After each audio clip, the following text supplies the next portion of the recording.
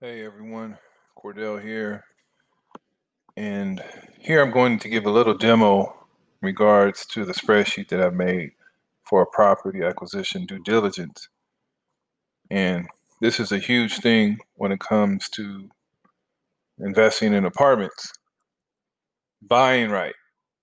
You buy right by doing proper analysis. You have financial analysis, you have analysis of the property, due diligence, analysis, due diligence, same thing, tomato, tomato. But what I've done is that through my learning, I've read many books and studied and studied. And to be honest, I copied and pasted some things from this, and I put it together. And I actually did that for a lot of different things that I'm bringing to you all. So here is a property acquisition and due diligence checklist that talks about what to take care of to make sure nothing falls through the cracks. So this is just a quick little visual that I will go through of what this spreadsheet will have for you. If you say that you want to use it, this is what the contents are about. Negotiation of purchase agreement. So notice at the top we have like party responsible, due date, and date done. So depending on who you work with, you may have a team of individuals. Of course, you can delegate. So you take care of this, you take care of that, and we put it all in one document. And checklists are always amazing. The negotiation information, financing material, closing date. Okay, when is the closing date?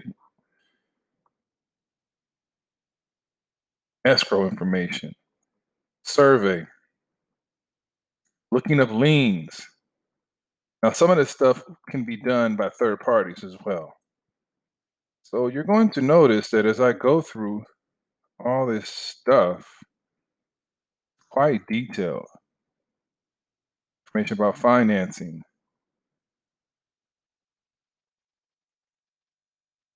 all this stuff, environmental stuff, leases and contract. Look at the rent roll, tenant and guarantor financial statements, all kinds of stuff, financial analysis, visual inspection, engineering reports, fire code reports. Take a look at this, y'all. It just goes and goes and goes. Now, it may be overkill. Now, from what you're looking at on my website, my niche is 5 to 50 unit apartment buildings. This is generally for commercial.